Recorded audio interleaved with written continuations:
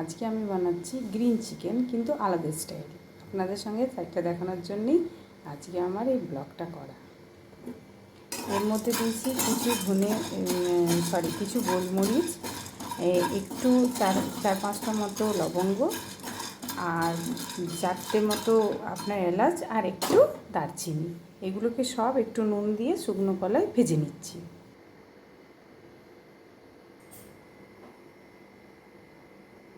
এইখানে নিয়েছি আমি প্রায় 30-40 গ্রাম মতো আদা আর 40 গ্রাম মতো রসুন। এই দুটোকে একসঙ্গে পেস্ট করে নেব।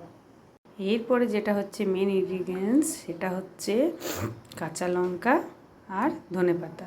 আমি এখানে দিয়েছি প্রায় 6-7টা কাঁচা লঙ্কা আর প্রায় আপনার 100 গ্রাম মতো ধনেপাতা। এই দুটোকে ভালো করে পেস্ট করে নেব। এটা হচ্ছে আমি এখানে প্রায় 5টা মতো কাঁচা লঙ্কা, এটাকে আমি ভালো করে ভেঙে ভেঙে মাংসের মধ্যে দিয়ে নেব। আমি এখানে 1.5 কিলো চিকেন নিয়েছি। আর এর মধ্যে যেটা দেবো সেটা হচ্ছে লেবুর রস। আমি এইখানে একটা পাতিলেবু নিয়েছি। আর এইখানে আমি প্রায় 250 গ্রাম মতো পেঁয়াজ পাতলা পাতলা করে কুচিয়ে নিয়েছি।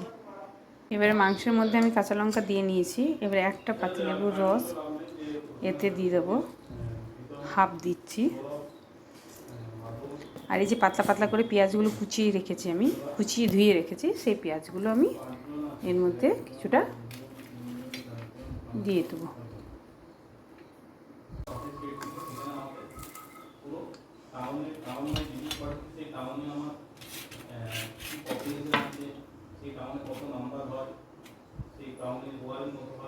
আর দিলাম হলুদ পরিমাণ মতো, আর দেবো লবণ পরিমাণ মতো।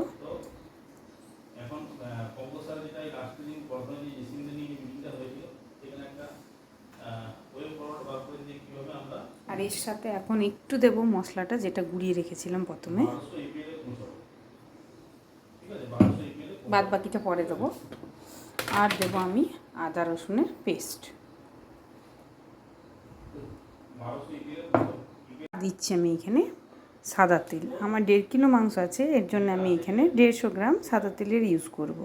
তো 75 গ্রাম তেল আমি এখানে মাখাবো, আর 75 গ্রাম তেল আমি কড়াইয়ে দেবো। হ্যাঁ, আরেকটা জিনিস বলে রাখি, এই রান্নাটা কিন্তু ঠিক বটম কড়াইয়ের উপরে হবে। যাদের ধরুন ঠিক বটম কড়াই নেই, তারা কড়াইয়ের নিচে তাওয়া বসিয়েও করতে পারেন, কোনো অসুবিধা নেই।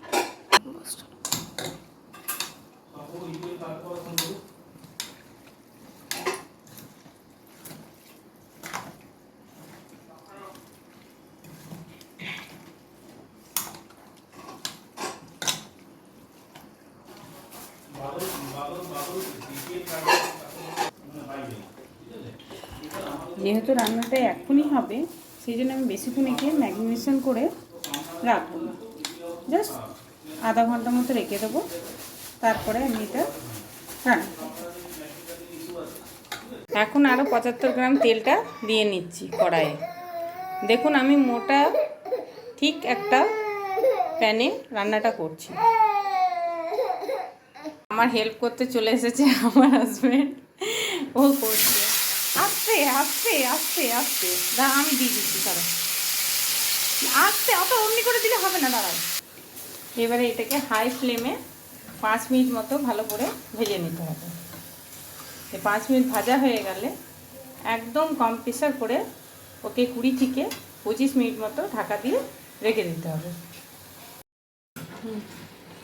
প্রায় 5 মিনিট হয়ে গেছে লাড়া। এবারে কম প্রেসার করে ঢাকাটা দিয়ে দেবো।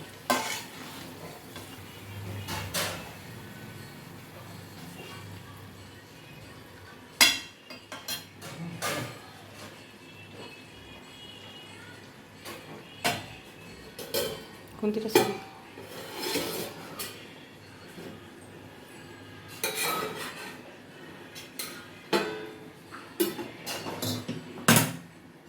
আমার চিকেনটা হয়ে গেছে, 80% সিদ্ধ হয়ে গেছে। ধনেপাতা বাটাটা আমি এর মধ্যে দিয়ে দিলাম।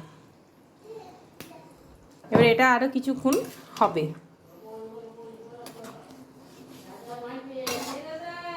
এরপরে 5 মিনিট একদম হাই ফ্লেমে নাড়াচাড়া করতে হবে। এখন দেখবেন আপনারা যে এই কালারটা লাইট গ্রিন আছে। বাট যখন 5 মিনিট নেড়ে একে ঢাকা বন্ধ করে রেখে দেবো 10 মিনিটের জন্যে, এখন দেখবো অনেকটাই জল বেরিয়ে গেছে। আর কিন্তু এক্সট্রা উপর থেকে জল দেওয়া যাবে না, এই জলেই কিন্তু এবার রান্না করতে হবে। এই জলটার মধ্যেই 10 মিনিটের জন্যে আমি ঢাকা বন্ধ করে রেখে দিচ্ছি। 10 মিনিট পর দেখবেন ও অলরেডি হয়ে গেছে। এরপরে 10 মিনিট হয়ে গেছে। 10 মিনিট পর আমি ঢাকাটা খুলছি। দেখুন আমার অলমোস্ট কালারটা পুরো গ্রিন হয়ে গেছে। আপনারা কতটা বুঝতে পারছেন আমি জানি না, বাট পুরো গ্রিন হয়ে গেছে।